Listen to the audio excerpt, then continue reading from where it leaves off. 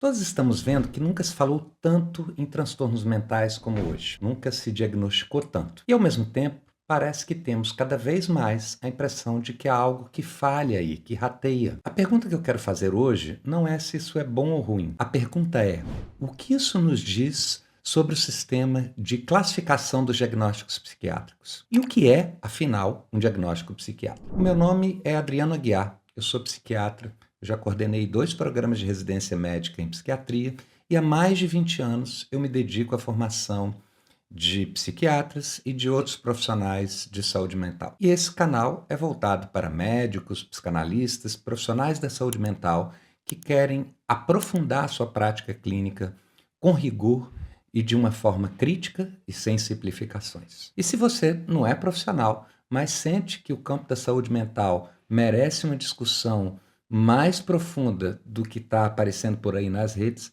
você será muito bem-vindo também. Há pouco tempo eu li no The Guardian, aquele jornal inglês, sobre um show de stand-up comedy que estava acontecendo em Londres. O comediante fazia várias piadas sobre diagnósticos psiquiátricos como TDAH, autismo, depressão, ansiedade, etc. E a plateia ria o tempo todo. E eu fiquei pensando sobre isso. Desde Freud, nós sabemos que piada é coisa séria. Quer dizer, Freud não é certamente aquele chato que transforma piada em coisa séria.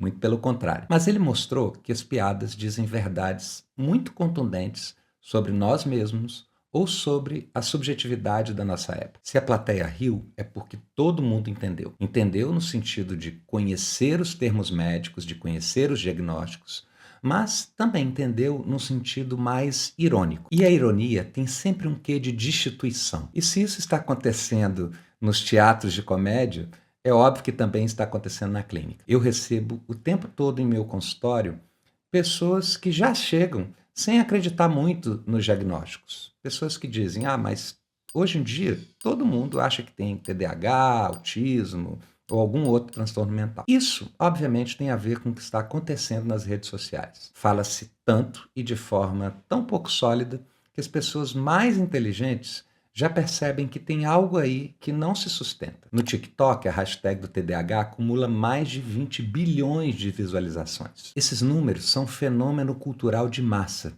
não simplesmente uma comunidade de nicho. E o conteúdo que circula nesses espaços tem uma característica muito específica. Ele ensina as pessoas a se identificarem com sintomas. Mostra experiências cotidianas, nomeiam sintomas como dificuldades de concentração, procrastinação, sensibilidade emocional e as enquadram como evidências de um transtorno. A questão é que esse enquadramento pode ser excessivamente abrangente. Um estudo publicado em 2022 no Canadian Journal of Psychiatry analisou os vídeos de TDAH mais vistos no TikTok e chegou a um dado que vale a pena guardar. 70% do conteúdo sobre TDAH na rede social foi considerado simplesmente como experiência humana normal por profissionais especialistas. O problema é que isso não é apenas desinformação. Isso tem consequências clínicas reais. Uma pesquisa recente mostrou que a maioria dos jovens que busca tratamento para a saúde mental já chega com um autodiagnóstico. E a maior parte deles atribui esse autodiagnóstico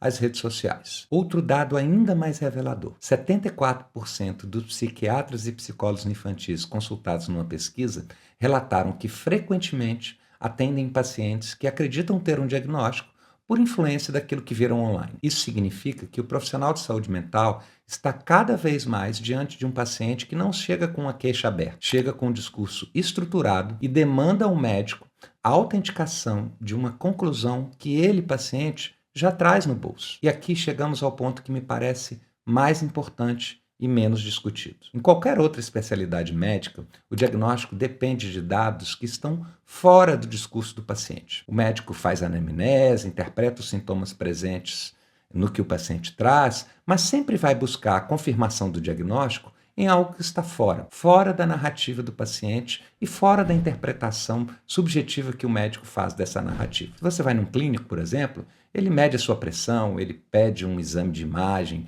ele pede um exame de sangue, ele busca identificar algum marcador biológico fora do nível discursivo que identifica a doença e dá objetividade ao diagnóstico. No fundo, é esse marcador biológico que que diz a verdade sobre o diagnóstico. É uma verdade que soa como incontestável na medida em que ela é uma verdade objetiva. Não é uma verdade subjetiva, porque quem enuncia essa verdade é um dado biológico exterior ao discurso. Não é um sujeito que diz a verdade do diagnóstico. O diagnóstico psiquiátrico ele é completamente diferente, pois ele depende fundamentalmente da narrativa do paciente. É a partir do que o paciente conta, como ele descreve os seus sintomas, quando começaram, como interferem na sua vida, o que ele sente, que o clínico constrói a sua avaliação. A narrativa não é apenas um meio de acesso ao material clínico e ao diagnóstico. Ele é o próprio material clínico principal. E quando essa narrativa já chega pré-formatada pelas redes sociais, quando o paciente já organizou sua experiência segundo as categorias que aprendeu no TikTok, que se encaixam num determinado diagnóstico, e ele já se identificou com essa comunidade diagnóstica, o clínico não está mais trabalhando com a experiência bruta de um sujeito. Ele está trabalhando com um discurso já estruturado pelos próprios critérios do sistema de classificação de diagnósticos. Dessa forma, o diagnóstico psiquiátrico ele não sai em nenhum momento da malha discursiva. Não há um marcador biológico, um elemento fora do discurso que permita retroativamente dizer qual é a verdade daquele discurso, dizer se é, por exemplo, TDAH ou não. Isso significa que o processo diagnóstico em psiquiatria ele é muito mais complexo. Ele exige do médico uma acurácia e um domínio conceitual muito mais elaborado para que ele possa justamente se descolar do discurso do paciente e compreender aquele sintoma e a sua psicopatologia de uma maneira mais elaborada. O problema é que o próprio sistema de classificação diagnóstica que nós psiquiatras utilizamos atualmente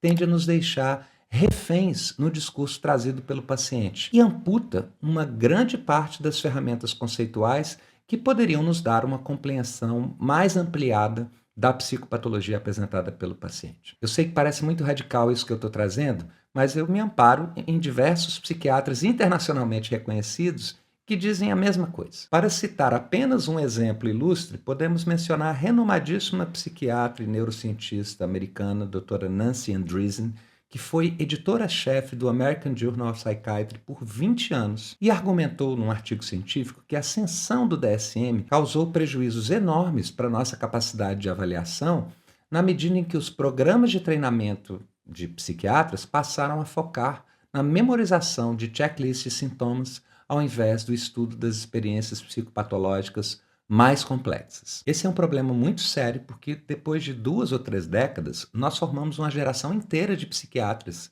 a quem muitas vezes faltam elementos conceituais fundamentais para enfrentar essa explosão de checklists de sintomas que estão pululando nas redes sociais. Eu sei que esse é um tema quente e polêmico, mas esse vídeo precisa terminar aqui para não ficar muito longo. Mas como esse é um tema fundamental para a clínica contemporânea e exige um esforço intelectual mais profundo que não cabe num vídeo só, eu decidi criar uma série de vídeos discutindo os diagnósticos psiquiátricos.